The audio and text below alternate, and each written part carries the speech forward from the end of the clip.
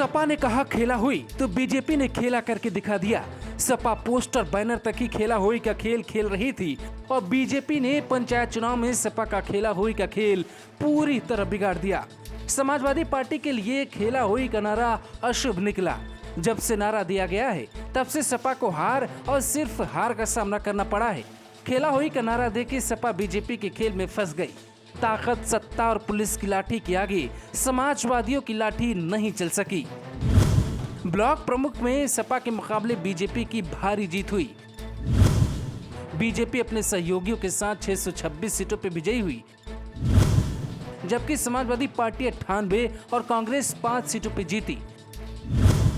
96 सीटों पे अन्य उम्मीदवार जीते, जिसमें निर्दलीय भी हैं। इससे साफ है कि खेला हुई में सपा साफ जरूर है, लेकिन 2022 में मुकाबला बीजेपी वर्सेस सपा होने के संकेत है। अखिलेश यादव के नेतृत्व में समाजवादी पार्टी ने विपक्ष में रहते हुए पहला पंचायत चुनाव लड़ा और इस चुनाव में बीजेपी के आगे अखिलेश यादव की रणनीति पूरी तरह फेल दिखी। सपा ने बीजेपी को टक्कर तो दी, लेकिन प्लानिंग अगर बेहतर होती तो शायद बीजेपी की इस प्रचंड जीत को समाजवादी पार्टी रोक सकती थी। अखिलेश को उम्मीद थी पंचायत चुनाव में मिली जीत के बाद इसे विधानसभा चुनाव में कन्वर्ट करेंगे, लेकिन पंचायत में जिला अध्यक्ष और ब्लॉक प्रमुख बनाते बनाते समाजवादी पार्टी की सारी आस धरी की धरी रह गई। वाराणसी से लेकर कानपुर तक कुछ दिनों पहले तक खेला हुई का नारा दीवारों पे छा गया था, लेकिन ये नारा उल्टा सपा पे भारी पड़ा।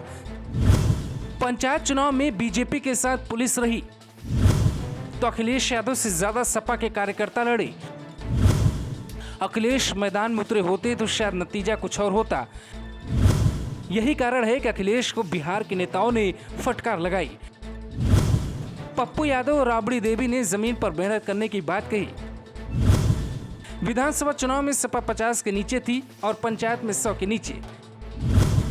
जनता आंकड़ों को देखती है और आंकड़ों में सपा बहुत पीछे है। पंचायत चुनाव में सपा का खेला बीजेपी ने ऐसा बिगाड़ा कि अब 2022 की बढ़ रही आस पर भी सवाल खड़े हो गए। पंचायत चुनाव में विधानसभा चुनाव का लेना देना नहीं, लेकिन पंचायत चुनाव से कार्यकर्ताओं के मनोबल पर गहरा असर पड़ता है। समाजवादियों को हर जगह मार पड़ी। कुछ जगहों को छोड़ दिए तो समाजवादियों की हालत अच्छी नहीं रही। ब्लॉक प्रमुखी के चुनाव में सपा बाहुबल और धनबल में बीजेपी से कमजोर पड़ गई। अब चुनावी मैदान में है तो रणनीति वही होगी जो सत्ता पक्ष पार्टी की होगी। तो क्या अखिलेश यादव ना कागज पर रणनीति बना पाए और ना ही जमीन पर फील्डिंग सजा पाए, जिसकी वजह से समाजवादी पार्टी 100 का आंकड़ा भी ब्लॉक प्रमुखी में पार नहीं कर पाई। Bureau report, global Bharat TV.